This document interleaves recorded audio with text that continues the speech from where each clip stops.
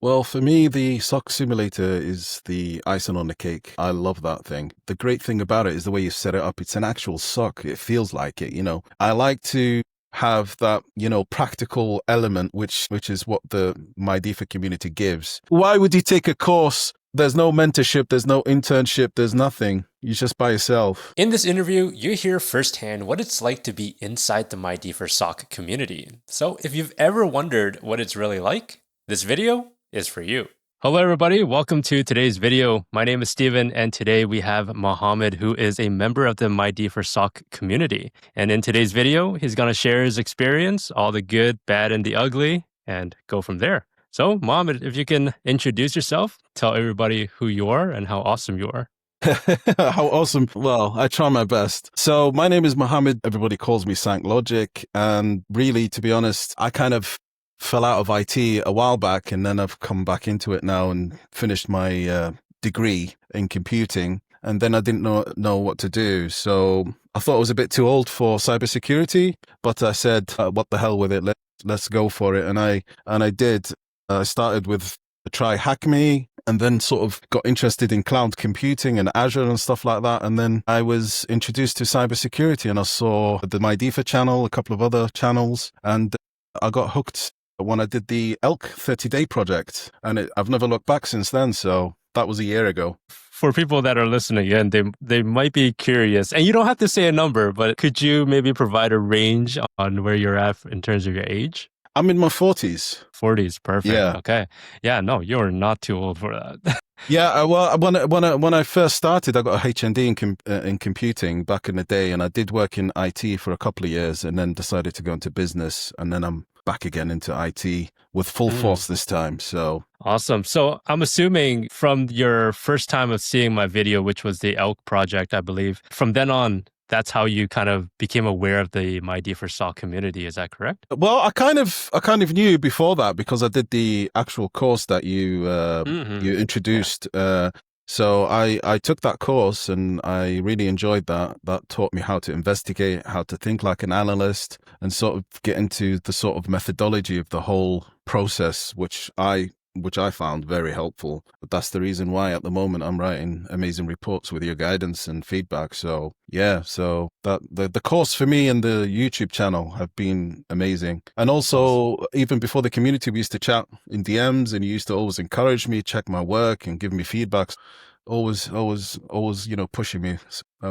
Gave me a lot of confidence. Yeah, you're now producing killer reports, which is like, it's outstanding. It, yeah, Thank I you. love it. I love it. Great stuff. Can you share just a little bit about your experience with now you did take the course, but what about the 90-day SOC Accelerator program? It's kind of similar, but the structure is a little different. It's good for me, because it's just sort of going back and through what I've already did before, and sort of just, refreshing that kind of different concepts. And it's been really good for me. I know I've not been doing the daily prompting thing, but I'm busy with other things, and I just like reading other people's, until they catch up to me, because I'm sort of a little bit further into the course. And I was actually surprised yesterday. Some guys are like day 43. They're all catching up to me. I was like, oh, I need to get back into it now again.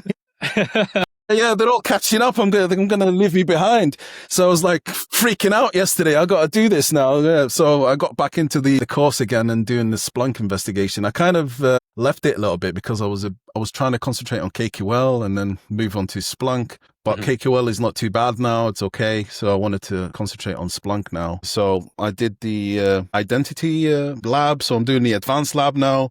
And then I'll go into the next section and carry on until I finish it, hopefully. Yeah. So how's your experience with Splunk before taking this course and or program? Not that much, to be honest. I did some CTFs where they had Splunk as the theme, and I did struggle. So I ended up, instead of filtering, reading like 10 pages of logs, trying to figure out the different answers and stuff like that. So I wasn't really that good, but I didn't really spend any time or give it time to learn it properly. So I can't blame Splunk. I've not really put any time into it, but I love Splunk. I was just playing with it now. It's really flexible, and it's cool to use. I can't wait to sort of dig deeper into it. For those that are listening inside of the community, we have a SOC simulator where members can gain access to Microsoft Sentinel and or Splunk. to get some hands-on experience and actually put that onto your resume and or portfolio with the investigation reports.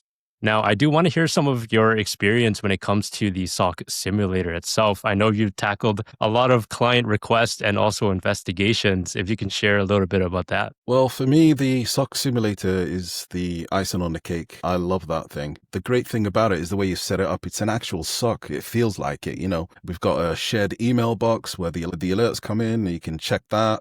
You can pivot from there by clicking the actual link, and it takes you straight to the console, and you can just go into advanced hunting or check the alerts or incidents. I love checking the incidents and just going through there and see what some of the stuff we do, but I always check out to see if you've executed any naughty malware, which you always do, without telling us, by the way. And then if nobody notices, you go and put a post on the community, and come on guys, get on it. We've got malware. We've got an incident. And the persona thing was like, wow, this was his name, Zach. Yeah. Giving us tasks to mimic that whole client persona thing and keep us on our toes. For me, the SOC simulator has improved my investigation skills a lot because it's real malware. Each investigation, I learn something new, a new different tactic or like process injection. Like yesterday, I said, it's another info stealer. It's boring. We want something more exciting because we did so many of these, like phishing email that you get through the DeFi community email, people trying to fish you. Yeah. And the web server, the PHP stuff was really, really, that was difficult. And I enjoyed that quite a bit. I spent a whole day on one of those trying to figure out the puzzle for that one. But I learned so much from that. Got a bit of Python involved in there, a little bit of CyberChef trying to figure out how to use the recipes, which is all good practice. So yeah. Yeah, absolutely. Yeah. For the web server infection there, do you want to expand just a little bit on what happened? Yeah, so it was a WordPress website and it was compromised through the admin access. I know it's a weak password, so we're trying to get that traffic in. And it was a PHP backdoor shell, which they used a lot of obfuscation, and it was really difficult to sort of try and decode it. We managed to decode one of them, but the main one that they've had as a backup for the backdoor was I couldn't figure it out. It was too difficult. Yeah. I mean, I even threw in AI, and AI said, listen, I don't know what's going on there. Leave me alone. It didn't figure it out. So the amazing thing about this is the way they did the whole redirection using the obfuscation. So it was like layered into different sort of sections, and CyberChef was able to get us the name or the guy who actually created the actual malware. And from there, we were able to get some good OSINT, and using Python, we were able to decrypt one base 64, and that gave us a lot of information. And it was basically one of those redirections and get money. Yeah, it was gaming, anything, casinos, you name it. So that was exciting. That was a lot of fun. I think we had a similar one before, but it wasn't as sophisticated as this. It was just a basic. It was just a basic shell where they can log in and download, extract, put whatever they want to do. Basically, full control of the web server. So that's scary. I'm sure small businesses have similar issues, that's what we're trying to mimic. So exactly. Given that a lot of small businesses do in fact use WordPress, it's cheap and free, isn't it? So yeah, exactly. Yeah. Well, yeah, WordPress is free, and then obviously you need to do some little bit of hosting, but other than that, it's quite convenient and affordable to spin up. Some folks might be curious. How long have you been in cybersecurity for, or studying for cybersecurity? I'll probably say on and off for a year, because I was doing my degree, so I spent a bit of time doing a project. But I tried to make the project cybersecurity based, and created like a cloud SOC, and tried to do sort of logic apps and do something a little bit more advanced. The actual report writing took a while, so I'll probably say 7 months without the degree. But I take my time because I'm a bit of a slow learner. I have to visual. I like to have that, practical element, which is what the MyDFIR community gives. And it's kind of accelerated the last couple of months, my investigation skills and how to pivot, how to triage. Before I knew I need to look at the logs, but I didn't have that process, that structure, which the community gives, because you're just all over the place, aren't you? Just searching every single table, trying to find this. So it's a treasure hunt. Yeah, it's kind of, I'm just all over the place kind of thing. So I've now, like yesterday, I know I should look at the file executions, then look at process executions, network executions, and then go from there and see what different files, and then I can just pivot from those, find the different EXEs that communicated out, do a scoping, that kind of thing. So you've got like a step by step in your head what you want to do, whereas before it was just all over the place.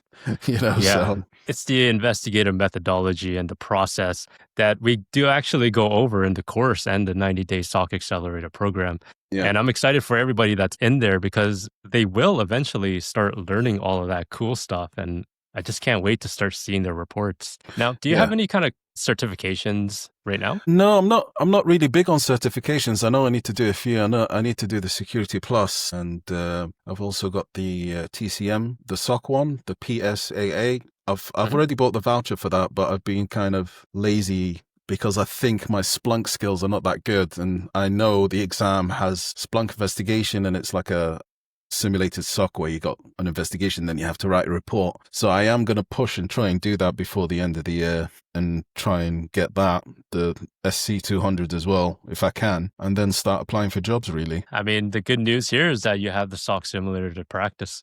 Yeah, yes, I do.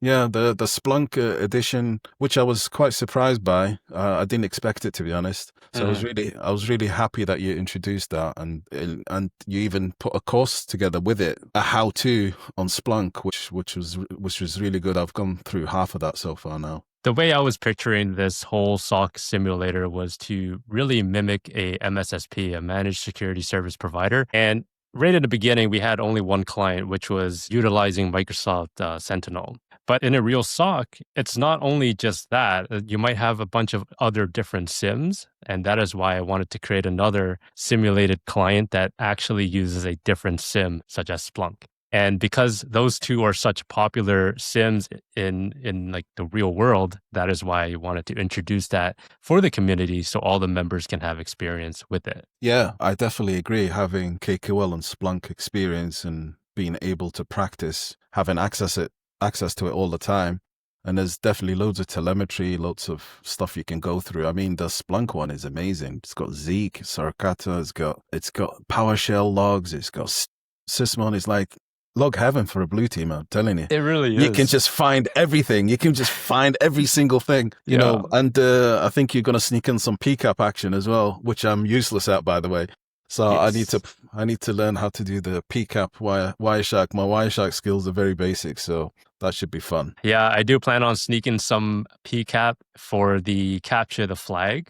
Oh, really? I think that's going to be a very fun experience for everybody to get their hands on and try to do some network analysis with not only Zeek and Suricata, but also digging into the PCAP to try and find some activity. So be on the lookout for that. Cool. Can't wait. Yeah. But the other great thing about the community is the fact that Stephen just gives us access. If you want to attack, have fun, generate telemetry, if you're interested about a particular process, how it works, just go for it. It'll give you the logs and say, here's a safe space. Yeah. Do whatever you want. So that's if you're kind of curious about the red teaming aspect, there is that's available as well. It's not just investigating, but that's the main thing is the investigation, of course. But the fact that I like attacking and Stephen's giving me that option is really good. And I love doing the CTF stuff. It's really cool. Speaking about that too, like I see it as a win-win opportunity for those who want to learn and upskill when it comes to like red teaming and or purple teaming. Right. Because at the end of the day, like, hey, you can go ahead and hack all of that stuff and then generate the telemetry, have the folks start investigating it and seeing what kind of detections they can start creating to start detecting that activity in the future. Right. Yeah. And they could also put that in a portfolio too, or even a GitHub repo to start collecting those detections. And then they can then put it into their actual environment when they do land a role. Yeah, man. Imagine that, doing an attack and then doing a detection for it and it works. Right? Yeah. I mean, it's a lot of fun.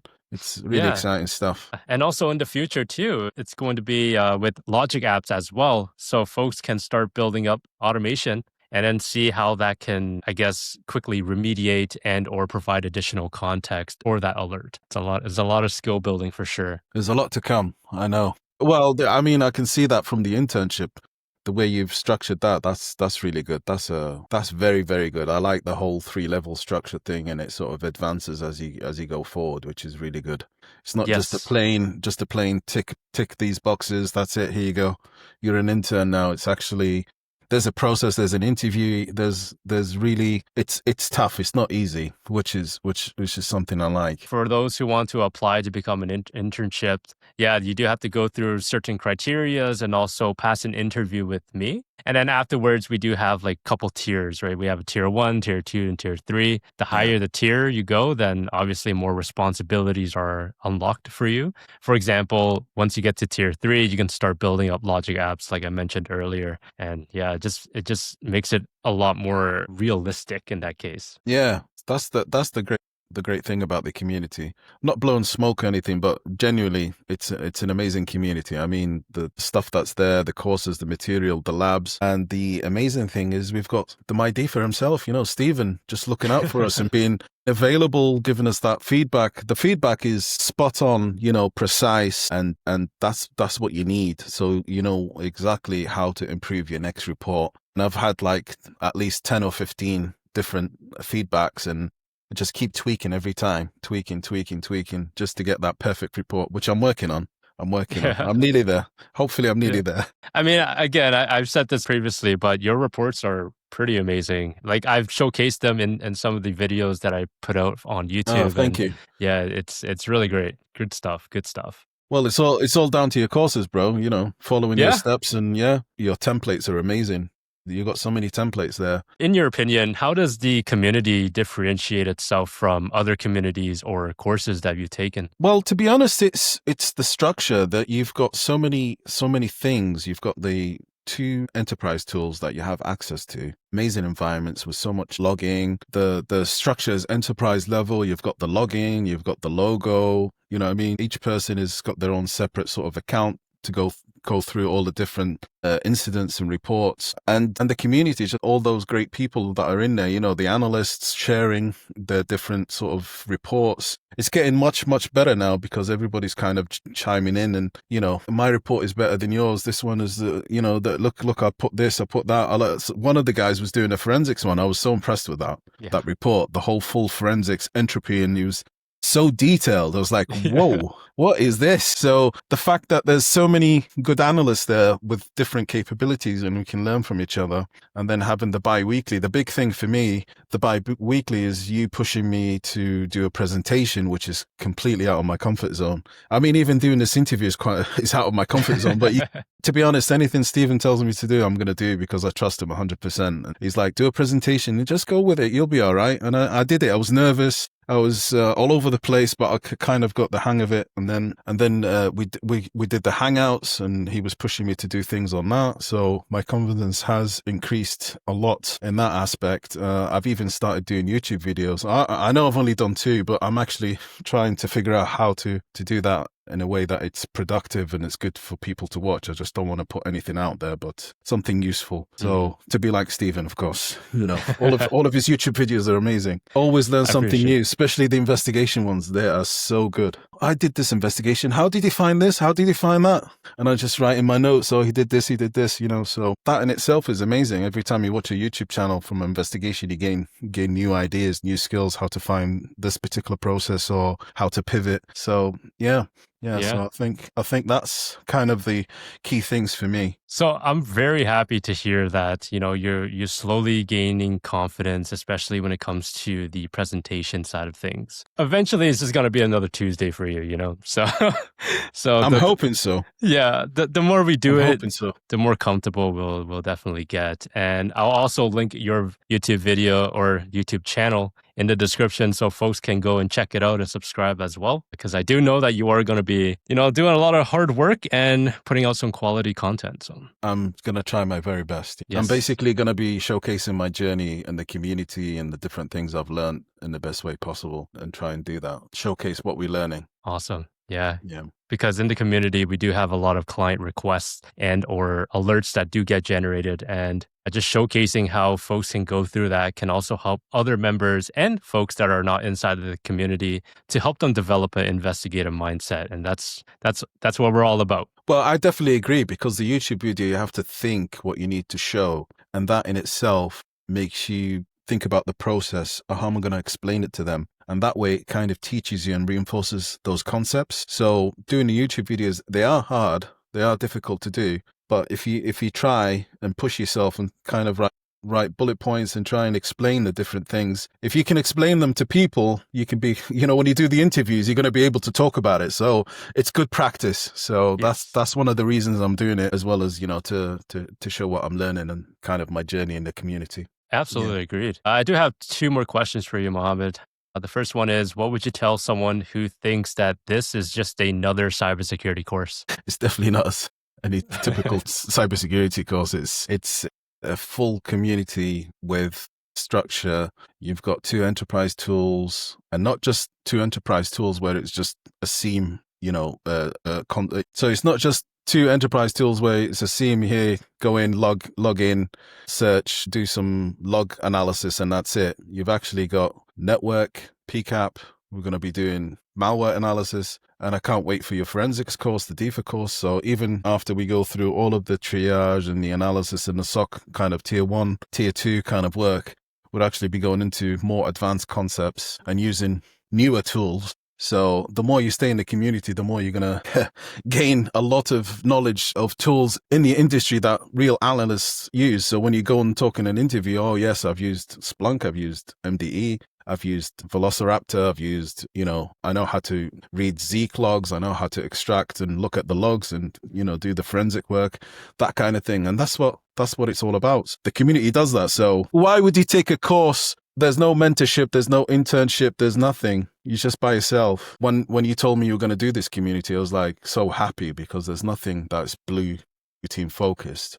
And having other analysts to speak to and chat with every week, and speak to yourself, who's a practitioner in the field with all the experience. And last week we had one of the Gary Yep. Fisher, who gave us his insights on how he interviews analysts and gave us sort of the various things you should do in an interview, you shouldn't do in an interview. So the guy works 15 years in the field or more, and he's given us all that valuable, golden nuggets that we can use. So it's not just do a course, watch a couple of videos, do a capstone, and that's the end of it. It's a lot more than that. Listen, if you take it serious and come and do the investigations and put in the reps and stuff like that, for me, if I go into an interview, I know how to talk about how I would tackle an email, phishing alert, or how would I tackle a malware incident. I can go through the steps. I can even name the tables. Well, why would I go into this table? That kind of thing. And that's what it's all about. So if you can talk about these things and practice doing them on an enterprise tool that's all set up for you day in and day out, then what are you doing? You don't have to have some massive workstation where you have to have 5-6 VMs to do all this stuff. You've got a place that does it all for you. And I think you said you're bringing in some Black Friday deals and tiered membership and stuff like that. So there's a lot of cool stuff coming. Yes. He's always thinking of things. He's always bringing things, courses, pushing us all the time. So that in itself, having a mentor and the guy who owns the community and set up the community, always pushing everybody and posting, do this alert, do this investigation. I'm going to try this. There's the monthly CTF in itself is, for me, I learned so much from doing CTFs, investigation CTFs, because of the amount of analysis that you do and threat hunting and, KQL and try this and find this. And then slowly start building that, that methodology that we want as an investigator. So that in itself is a lot of work, doing these CTFs. I know that. So and you mentioned CTF. A funny thing, actually, Paul, who is also in the community, it was his first time doing the CTF that we released last month, and he's amazing, that guy. Yeah, he's amazing. And he came first place. And you know what's even crazier is that he landed an interview, and within that interview, he got a CTF assessment that was handed to him. And because he went through the CTF that we created and had the members participate, he was actually able to complete all of the questions. How amazing is that? That's incredible. So when he told me that, I was so proud of him to actually, put in the work and see it come to fruition on the other side. And it came at like the perfect timing, because this was an interview assessment, and now he has an actual technical interview. So he passed the assessment because of that score. That's what it's all about, isn't it? So it's all in a short space of time. because we're always pushing, there's always investigations. There's always something to do in the community. It's not one of those, you're just waiting for the next course to drop or people that are getting paid to actually speak to you in the community. Stephen is always available in DMs in the community. He's hassling us now. He's like, come on, do these investigations, guys. Oh, he's got Zach annoying us. Yeah, and now we got a second client, so that person's going to start. I think this is a great segue in, and I'm pretty sure you already answered it, but if someone's on the fence about joining, what would you tell them? Don't waste time. Join. If you're serious about being an analyst, the MyDFIR community is for you. Within 60 to 90 days, if you finish that SOC accelerator, if you go through that in itself has got so much amazing stuff in there. You'll know how to investigate. You'll know how to think like an analyst, structure your reports the way it should be in a real SOC environment. Plus, you got the community, and you got somebody who's worked in the field giving you all that amazing real life feedback. Not just some lab, these canned labs where you just do 1, 2, 3 and that's the end of it. There's actual real investigations, real telemetry, real malware, and that's the great thing about it. So join. Awesome. You're losing out. Thank you so much, Mohammed, for joining the interview and sharing your experience with others. Anytime, bro. Anytime. I appreciate you for having me. If you are someone who is serious about becoming a SOC analyst, but you don't know where to start or how to get real experience, that is exactly why I built the MyDFIR SOC community. Inside, you will get access to the 90-day SOC Accelerator program, weekly mentorship, challenges, and hands-on training with real SIM tools like Microsoft Sentinel and Splunk. You can learn more about the community by clicking on the link in the description or head over to school.com/MyDFIR. Remember to stay curious and do things differently.